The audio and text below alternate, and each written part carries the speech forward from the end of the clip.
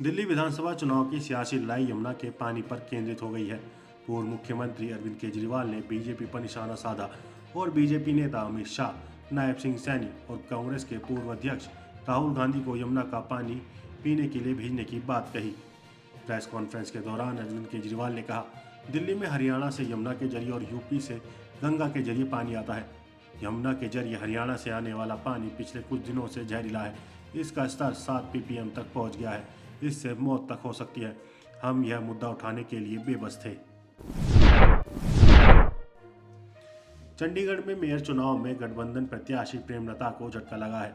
बहुमत के बावजूद मेयर चुनाव में आम आदमी पार्टी और कांग्रेस गठबंधन की हार हुई और भाजपा प्रत्याशी हरप्रीत कौर बब्बल की जीत हासिल हुई। भाजपा अकेले चुनाव मैदान में उतरी थी और मेयर के लिए हरप्रीत कौर बब्बल को उम्मीदवार बनाया था।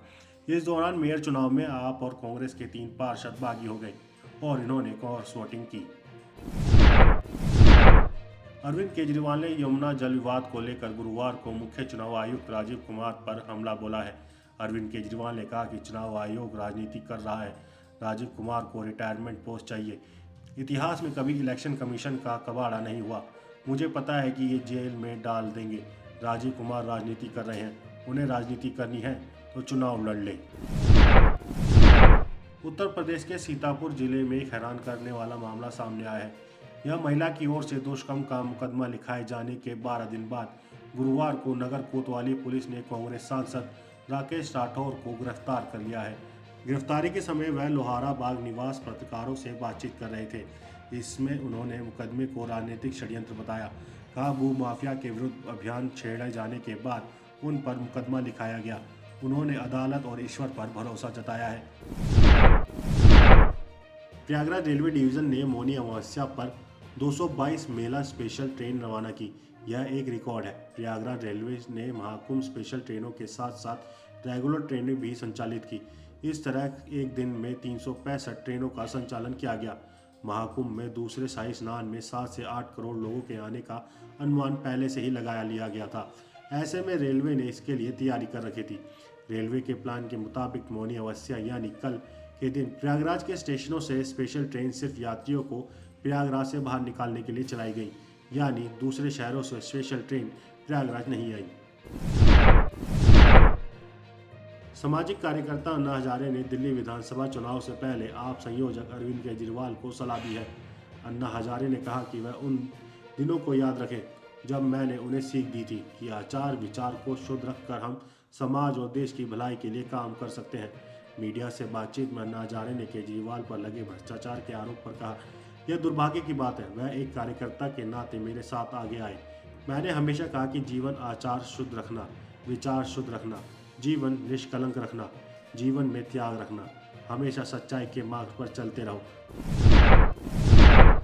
महाराष्ट्र के मुख्यमंत्री नीतीश राणे ने शिक्षा मंत्री को चिट्ठी लिखकर परीक्षा में बुर्का पहनने पर बैन लगाने की मांग की है। इस पर महायुति के घटक दल शिवसेना के नेता राजू वाघमारे की प्रतिक्रिया सामने आई है।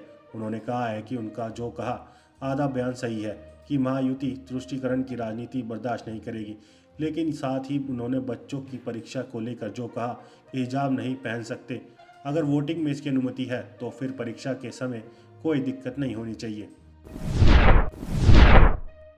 राजस्थान में साइबर फ्रॉड की घटनाएं लगातार बढ़ रही हैं, जिसे लेकर यहां पर ऑपरेशन चलाया जा रहा है। श्रीगंगानगर जिले में एक ऐसे ही साइबर फ्रॉड की घटना का खुलासा हुआ, जिसमें 2000 करोड़ से अधिक रुपए की ठगी का पर्दाफाश किया गया है। इस ठग का सरगना करोड़ों रुपए की संपत्ति का मालिक है। जानकारी के अनुसार श्रीगंगानगर थाना सदर, पुरानी आबादी और साइबर सेल की टीम ने संयुक्त कार्रवाई की है। 2000 करोड़ रुपए से अधिक के साइबर फ्रॉड का खुलासा कर सरगना अजय आर्यपुत्र लाजपत निवासी अंबिका सिटी श्रीनगर को गिरफ्तार किया है। 70वीं बीपीएससी की प्रारंभिक परीक्षा को लेकर बवाल थमने का नाम नहीं ले रहा है। एक तरफ रिजल्ट आ चुका है तो दूसरी ओर अभी भी री एग्जाम की मांग जारी है। गुरुवार को पटना की सड़कों पर एक बार फिर बीपीएससी के अभ्यर्थियों ने उतरकर प्रदर्शन किया और री एग्जाम की मांग की। प्रदर्शन करते हुए छात्र बीपीएससी कार्यालय को घेराव करने के लिए इनकम टैक्स चौराहे से आगे बढ़े। हालांकि पुलिस ने रोकने का प्रयास किया, लेकिन छात्र नहीं माने। बैरिकेडिंग को तोड़कर वे बीपीएससी कार्यालय की ओर बढ़ गए। सैकड़ों की संख्या में ये छात्र राजधानी पटना की सड़कों पर उतरकर प्रदर्शन कर रहे हैं। प्रयागराज महाकुंभ में गुरुवार को एक बार फिर से आग लग गई। यह भीषण आग महाकुंभ के सेक्टर 22 में लगी है, जिससे मौके पर अफरा तफरी मच गई। इस आगजनी में कई टेंट जलकर खाक हो गए। दरअसल यह आग महाकुंभ के सेक्टर 22 में झूसी इलाके के छतनाग घाट के पास स्थित नागेश्वर पंडाल में लगी है। इस आग की भयावहता का अंदाजा इस बात से लगाया जा सकता है कि इसकी लपटें दूर से ही देखी जा सकती थी। फायर ब्रिगेड की टीम सूचना मिलते ही मौके पर पहुंच गई और कड़ी मशक्कत के बाद आग पर काबू पाया गया। अमेरिका की राजधानी वॉशिंगटन डीसी में विमान हेलीकॉप्टर की टक्कर वाला हादसा व्हाइट हाउस से महज 5 किलोमीटर की दूरी पर हुआ। इस हादसे में 18 लोगों की मौत की पुष्टि हो चुकी है। अब इस हादसे को लेकर राष्ट्रपति ट्रंप ने गंभीर सवाल उठाए हैं। उन्होंने सवाल किया है कि हादसे के वक्त हेलीकॉप्टर चालक ने रास्ता क्यों नहीं बदला और कंट्रोल टावर ने क्यों हेलीकॉप्टर को विमान की स्थिति के बारे में जानकारी नहीं दी। एंटी इंडिया एजेंडा चलाने के लिए कुख्यात जॉर्ज सोरस के बेटे एलेक्स सोरस ने बांग्लादेश की अंतरिम सरकार के प्रमुख मोहम्मद यूनुस से मुलाकात की है। यह मुलाकात उस वक्त हुई जब अमेरिका के राष्ट्रपति डोनाल्ड ट्रंप ने बांग्लादेश को दी जाने वाली मदद पर रोक लगा दी है।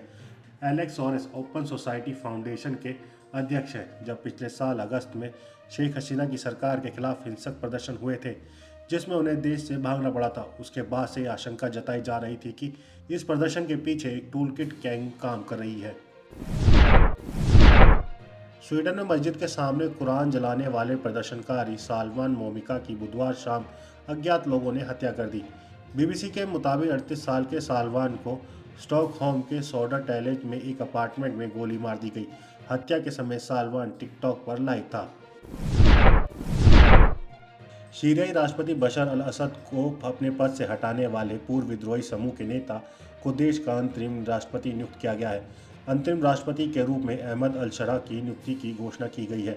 शरा के इस्लामी समूह हयात तहरीर अल शाम के नेतृत्व में एक विरोधी गठबंधन ने 8 दिसंबर को जबरदस्त हमले के बाद बशर अल असद को सत्ता से बेदखल कर दिया था, जिससे उनके परिवार के 5 दशकों के शासन का अंत हो गया।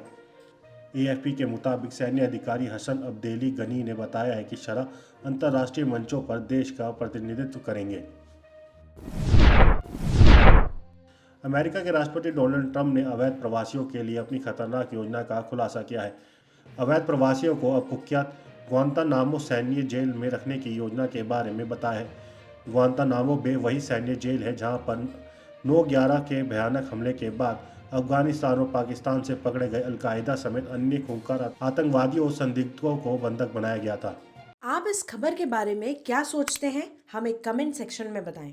साथ ही ब्रह्मास्त्र न्यूज़ को सब्सक्राइब और शेयर भी ज़रूर करें।